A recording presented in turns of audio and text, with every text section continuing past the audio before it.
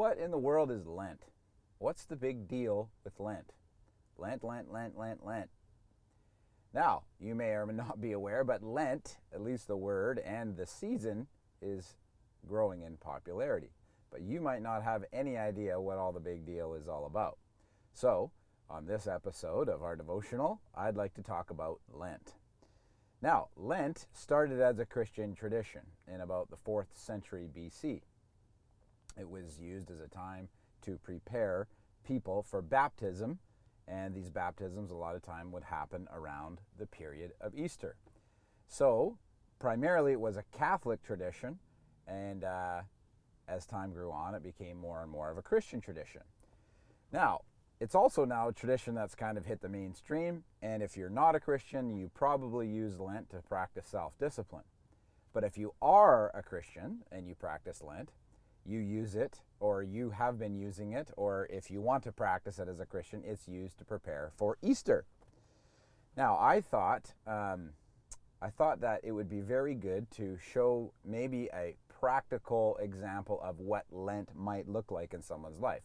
So I'm here today at my local Tim Hortons, and I'm going to use a donut as an example of maybe something that can help us practice Lent. Now, I just want to say I don't struggle with donuts. I don't overly think about donuts. I don't obsess about donuts. I don't go out of my way to buy donuts or find myself in the lineup of Tim Hortons not knowing how I got there buying donuts. But I thought it might be an example of maybe what some other people might give up for Lent. So I'm going to go through the drive-thru, and we're going to get us a donut, and then we're going to use that donut to help us understand what Lent might help us with. Shall we go? Seatbelt. Hi there, do you guys sell donuts here? Yeah, we do. Okay, great. I think you guys have any of those, I forget, I had one as a kid, a long Jim or a... Long John? Yeah. Yeah. Could I get one of those, please? Sure. Anything else? No, that's good. Okay, $1.35 is with us. Thank you. You're welcome. See, it's been such a long time since I've even had a donut. Thank you. Nice. Have a great day. You too. Wow, they even come in a bag. Oh, that's neat.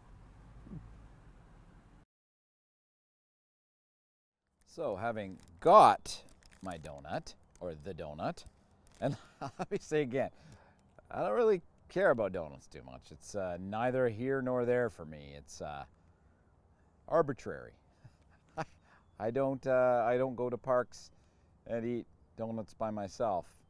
I don't buy donuts for other people so that I can have one. Just using donut as an example, okay? Don't get me wrong. So when I give up the particular thing that I might like, again, not donuts, I'm more of a salad guy, I'm depriving myself of something that I really like, that I really desire, that I might have cravings for, and every time I'm reminded of that particular desire, I think about Christ. See, here's the thing we know about Christ. Christ gave up a lot for us. In fact, one of the things that we celebrate at Lent, or one of the reasons why Lent is a thing, is it patterns the 40 days that Christ was in the wilderness having been baptized, after having been baptized. It was there in the wilderness that Jesus had no food, only had something to drink. He was deprived of all community. He was totally alone. He was hungry, and it was there that the devil came and tempted him. Now, what does that tell us about that time in his life is that it was in that time that he tuned his desires to his Father.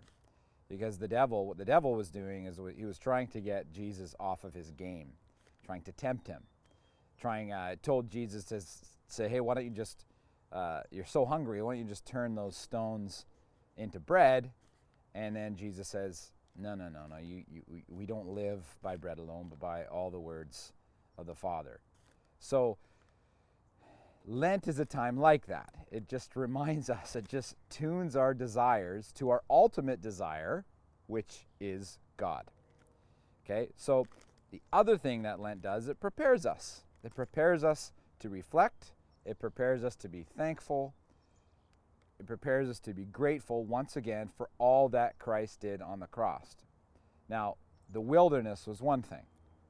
But what we know is at the end of the story, or actually the middle of the story, but the end of Jesus' life ended on a cross.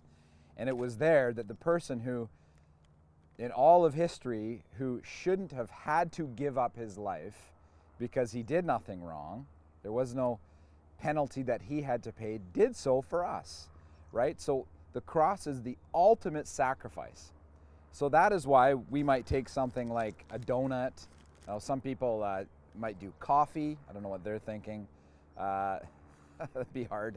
It might be a snack. It might be chips. It might be Netflix. It might be social media. It might be Amazon.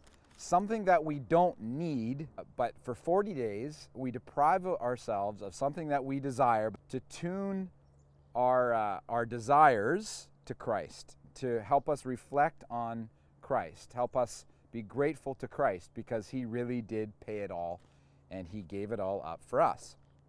Now, here's a couple simple rules when it comes to Lent. First of all, choose something that you don't absolutely need to live off of. Second of all, and I gave examples earlier about that. Second of all, don't make this a guilt thing. I honestly don't think Jesus gives a rip whether we do Lent or not. So it's not a spirituality thing. It's not a thing that God goes, oh, he snuck a bite of the, well, in my case, salad. That's not what this is all about. This is just a time to reflect. It's a time to tune our hearts. It's a time to fix our gaze on Christ.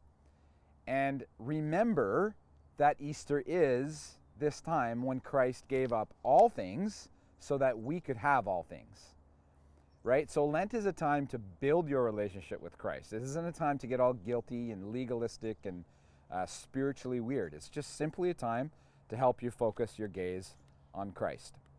So with that being said, and because I really am not a donut guy, salad guy, Wednesdays is the time when my wife makes a big salad, so I should call her and say that she should probably make it less because I like salads too much and I'm going to give that up for Lent. Anyways, hope you guys are good, and that's all I have for today. Whether you do Lent or you don't do Lent, Jesus loves you, but if you do, may we all be blessed as we tune our hearts to what Christ has done for us. Have a great day.